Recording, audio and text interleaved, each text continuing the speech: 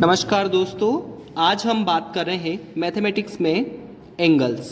यानी आज का हमारा टॉपिक है टाइप्स ऑफ एन एंगल्स। तो मैंने अपने प्रीवियस वीडियो में टाइप्स ऑफ एन एंगल्स पढ़ा दिए थे, यानी उसमें कुछ जनरल एंगल्स थे, उनके टाइप्स मैंने आपको बता दिए थे। लेकिन इस वीडियो में हम कुछ जो टाइप्स हमारे बच गए हैं उन टाइप्स को हम यहाँ पर डिस्कस करेंगे। तो फर्स्ट जो टाइप्स है हमारा वो है कॉम्प्लीमेंट्री एंगल।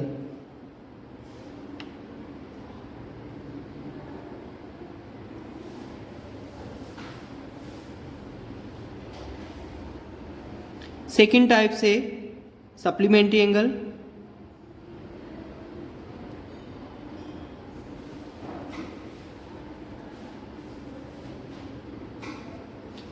थर्ड है हमारा एडजेसेंट एंगल।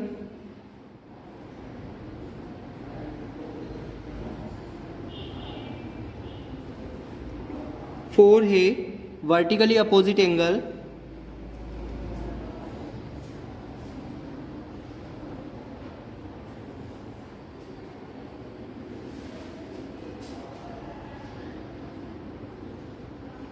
और फिफ्थ है linear pair.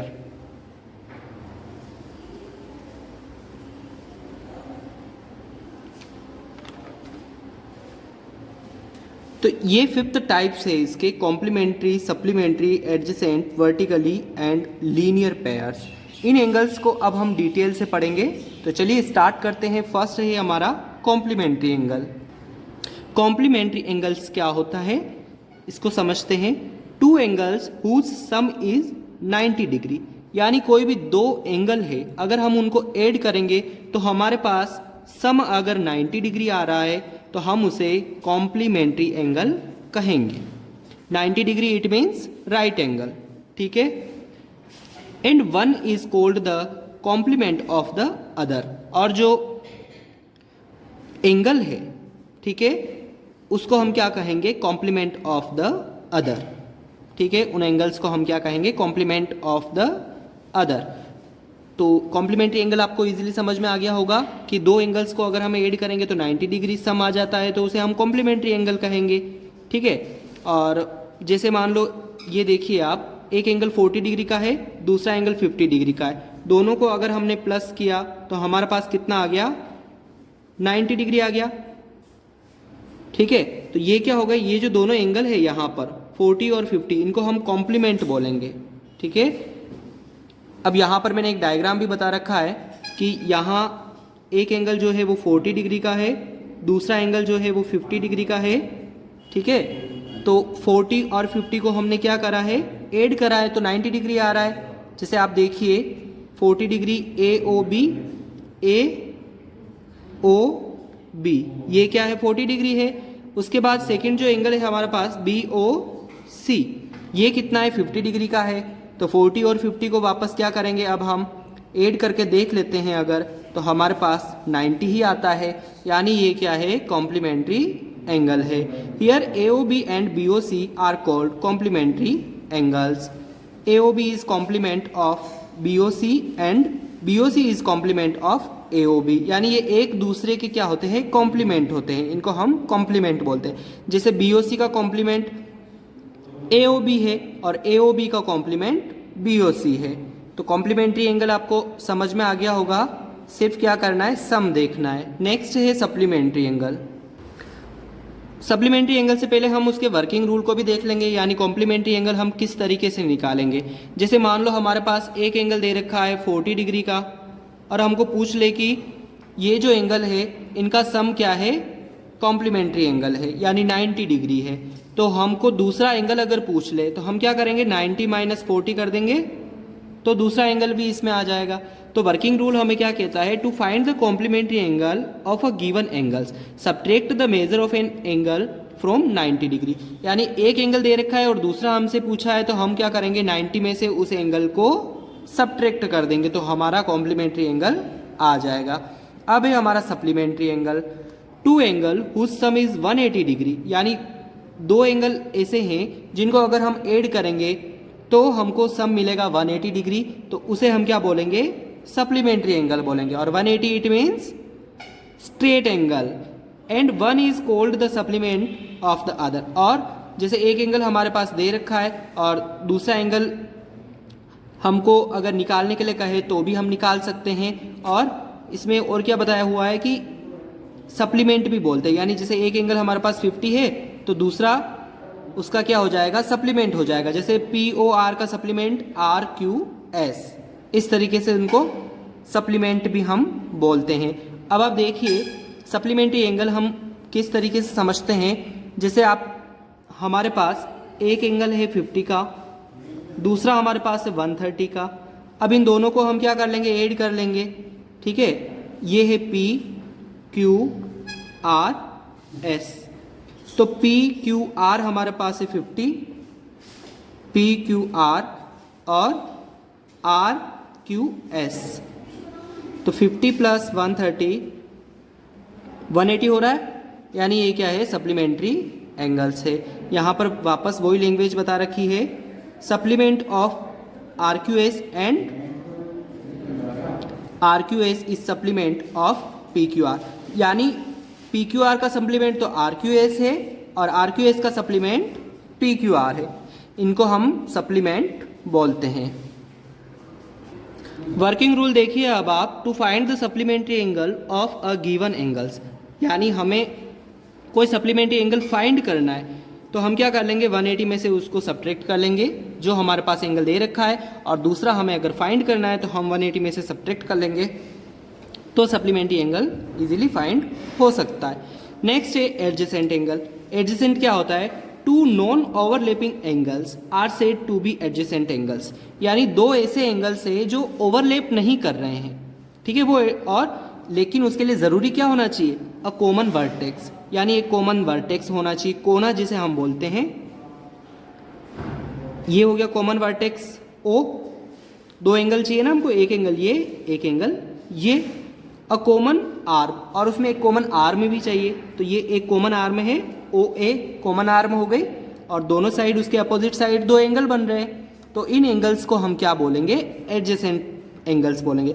Other two arms lying on opposite side of this common arm so that their interiors do not overlap, यानी अदर जो टू एंगल्स है वो इस कॉमन आर्म की अपोजिट साइड बनते हैं। जैसे मान लो ये फर्स्ट एंगल है, सेकेंड एंगल है, और ये कॉमन आर्म है, तो कॉमन आर्म की अपोजिट साइड दोनों एंगल बन रहे हैं। यहाँ पर आप देखिए डायग्राम में OABC, ये क्या हो गई, कॉमन आर्म हो गई, और ये क्या हो गया, कॉमन वर्टेक्स हो गया। उसके इस साइड भी एंगल बन रहा है और इस साइड भी एंगल बन रहा है, ये होता है adjacent angles.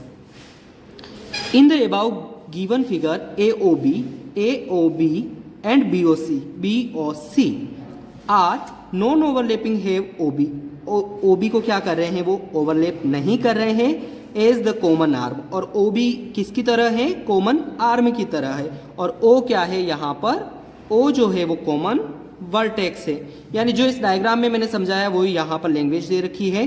The other arm OC and OA of the angles BOC and AOB are and opposite sides of the common arm OB, यानी ये दोनों ही एंगल जो बन रहे हैं AOB एंड BOC वो कॉमन आर्म OB की अपोजिट साइड बन रहे हैं। Hence the arm AOB and BOC form a pair of adjacent angle, तो ये दोनों ही जो एंगल होंगे उनको हम क्या बोलेंगे, पेयर ऑफ एडजेसेंट एंगल, ठीक है।